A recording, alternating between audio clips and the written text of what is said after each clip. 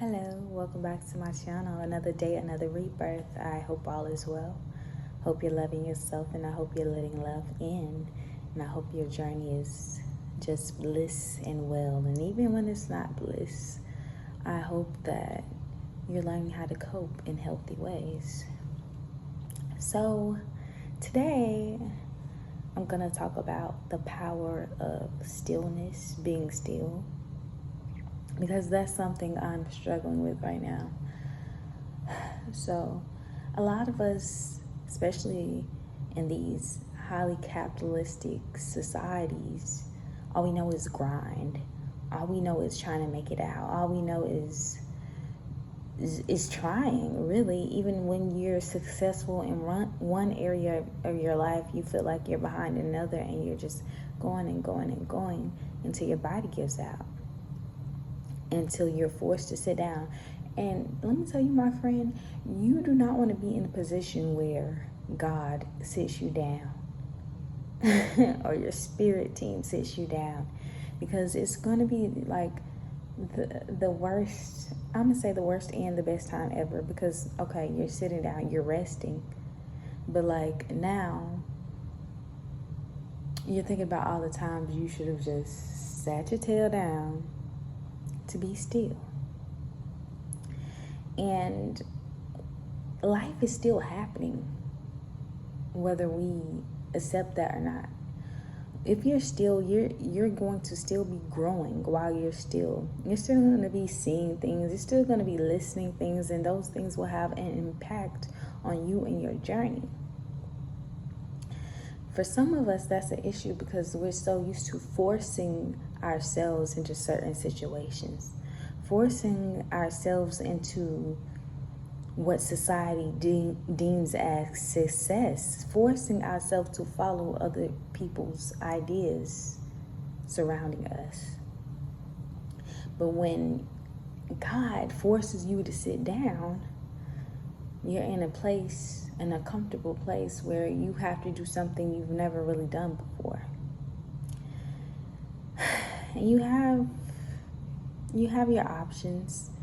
You can either rush into an opportunity you think is for you, but you feel that it's not, but you think your mind is telling you it is, but your higher being, your conscience, your intuition is telling you it's not, because it's just not the right time. Now you're forcing yourself. And sometimes when you force yourself into situations, God is going to let it go through just to let you see that you should have never been there in the first place. Those are the harder lessons, and we all go through those, but sometimes we can prevent that from happening by just surrendering. It sounds so easy.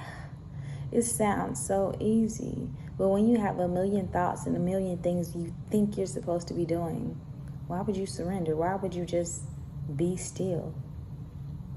Because that's faith. And that's what having an inner guidance and an inner God is. Rushing into certain things, to me, is being moved by fear. Because if you really believe that God has a destiny for you, that you have a calling over your life, that you are tied to your passion in such a godly and ancestral way,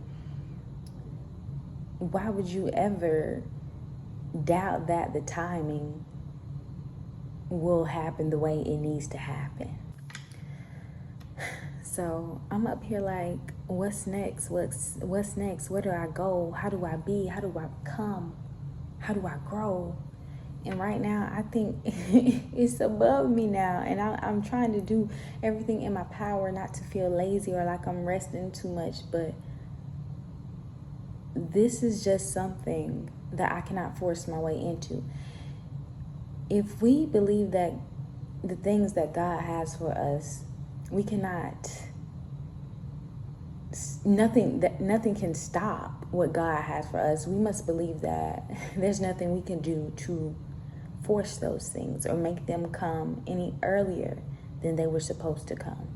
So in some seasons, the success you're waiting on is really like the fruit of the past seeds that you've planted. you may be waiting on God to put those seeds in rooms to show everyone your fruit, while you're constantly digging more holes and digging yourself deeper down another path that has nothing to do with your destiny, your purpose, or even your joy. You're just doing stuff because you feel like you're supposed to be doing it. And that's when we put ourselves on totally different timelines that serve us no well.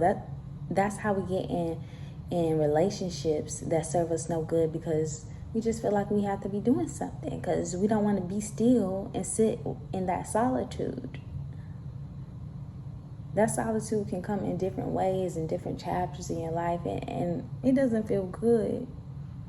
But one day, you're going to look around and there's nothing for you to work on, nothing for you to grind for. And what are you going to do? Sit and beat yourself up?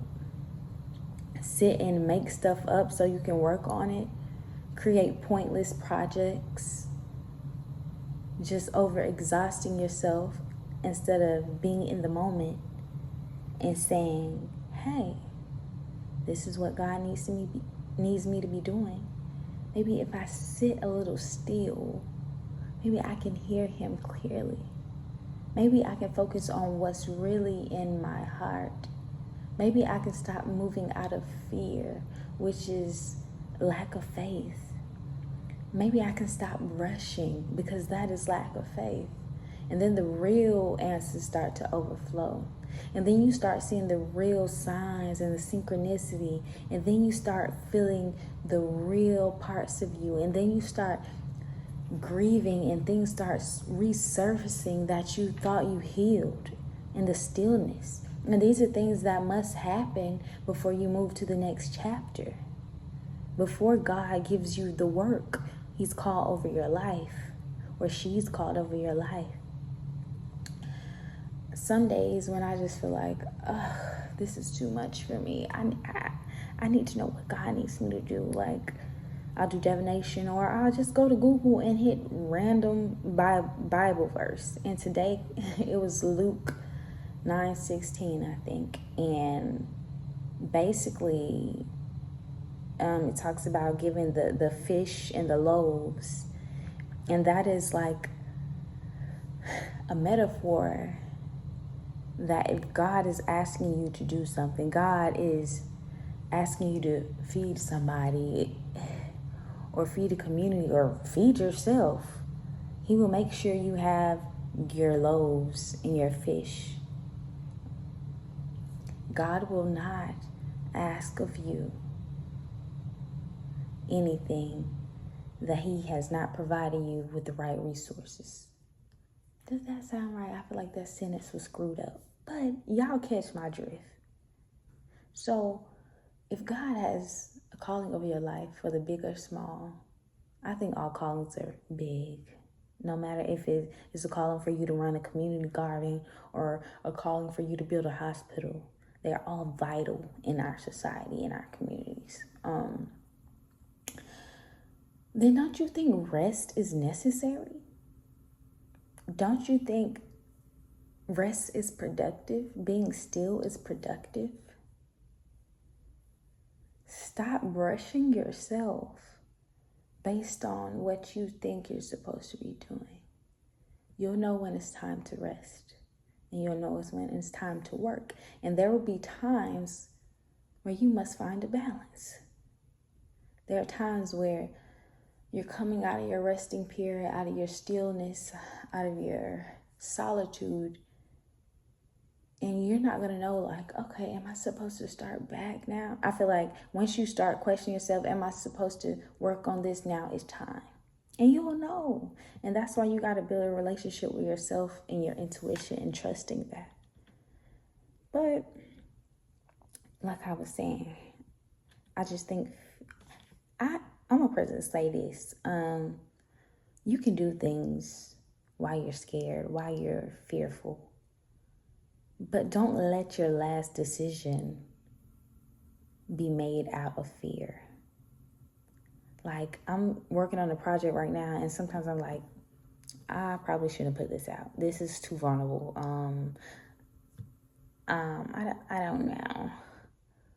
But then I know by being in the stillness that I'm in, and pausing and working and pausing and working on this thing, that fear is not the end all be all. I can't make my decisions from that. I can't rush this project. I can't hang it all the way up just because it's still right now and I'm waiting on certain things from certain people. I gotta move out of faith. And moving out of faith right now, for me, is waiting and being appreciative of the things that I have going on right now. And that I am in a space where I can kind of rest. I can grieve. I can heal. Because for me, that just means the next phase of my life is going to be hella hectic and busy. Because I'm like, if I got to be this still, then woof, just imagine what's next. I hope you can learn to imagine, create, heal, breathe. Most importantly, breathe in your stillness. I believe in you. I do. I wish you well on this journey. I pray that you learn to stop moving out of fear and lack of trust when it comes to yourself and it comes to Creator. You're doing amazing. Oh, before I go, there's this one song that Spirit just has on my heart. It's called Be Still by Janelle Monáe and Big Boy. It used to just come on at the most random but most perfect times when I was a child. And I think maybe some of y'all could benefit from listening, especially if music is your thing, it is your gift or your way to connect with Spirit more. You should definitely listen to that. Like I said, you're amazing. You're going to do great. You're already doing great. So until next time, my love.